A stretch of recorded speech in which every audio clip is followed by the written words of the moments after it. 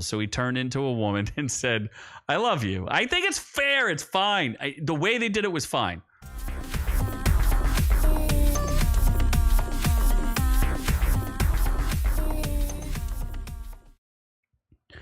Okay, so let me set the table for X-Men 97.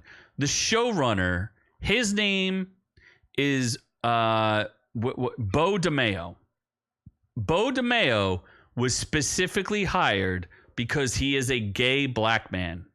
And he was interviewed and said, Kevin Feige hired me to bring my perspective to X-Men because I am a gay black man. And I said, okay, that's interesting. But then Beau DeMayo came out, not out of the closet, but he came out and said, I was on the set of The Witcher, and there were people who were working on The Witcher who actively hated The Witcher and hated the video game and thought it was toxic masculinity. And I will not hire anyone who hates the thing we're working on. If I'm doing X-Men 97, I want you to respect the source material and at least be a fan of it, because this doesn't make any sense if we're not fans and don't really respect the source material.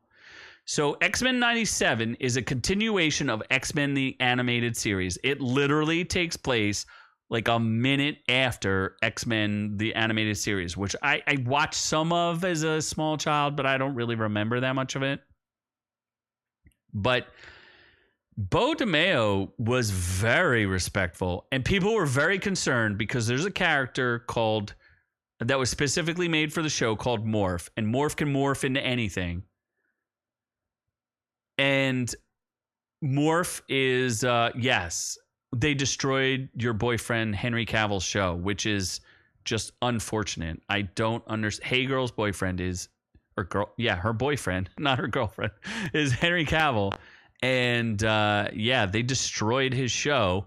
And Beau DeMayo worked on it. And he was like, I don't want any parts of that. I want X-Men to be genuine. And people were really nervous because there's a character whose name is Morph. And he can turn into any X-Men he wants to. And he gets some of their powers, I guess.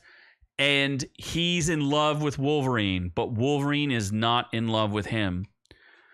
And there's a moment in the end of the show, and this isn't a spoiler, where Morph turns into Jean Grey because Wolverine's injured and says, I love you, Wolverine. Like, if you're going to survive, he basically says, like, I want you to recover, and I want you to recover for her, if not for me.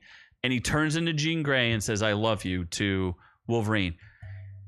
It's like a totally respectful moment. I felt it was a poignant moment. I was totally okay with it. What's up, Insult Investor? Good to see you. Exactly. That seems kind of sweet. He did it perfectly. It was perfectly fine. It's unrequited love.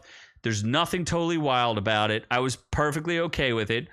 The man was very respectful of the X-Men. And the show was good. I mean, I don't love it because I think we're being hidden a little bit because we still have that strike we're trying to get over, Insult Investor. So thank you for showing up. We do appreciate it. You know, at least I do. I think Noob doesn't, but I appreciate it. A dude turned into a woman and kissed. No, he did not kiss a man. He did not kiss a man. He just said that he said that he loved him, but it was because he was trying to bring him out of a coma. That's just a thing. You know, he was trying to bring him out of a coma because they needed his help. And he was trying to do it any way possible. So he turned into a woman and said, I love you. I think it's fair. It's fine. The way they did it was fine. He had good intentions. Exactly. And the show, because Wolverine's in love with Jean Grey. What, do you think he's going to come out of a coma for a dude? Wolverine ain't coming out of a coma for a dude. Sorry, bro.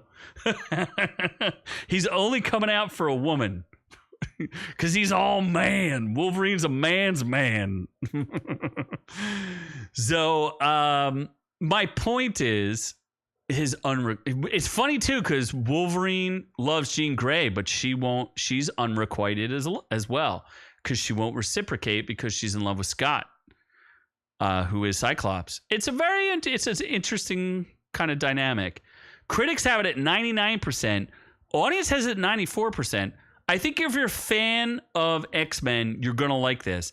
And a lot of people were complaining. I'm complaining too, because they're churning through like 20 years worth of material. I think what they're trying to do is get fans familiar with the source material. So when they do live action, you'll have some sort of familiarity with it, because you had familiarity with Captain America. You had familiarity with Iron Man. What can they do to make it familiar to us so that when they reboot it, and I'm not saying they're going to do a good job of it, I think that's what they're trying to do.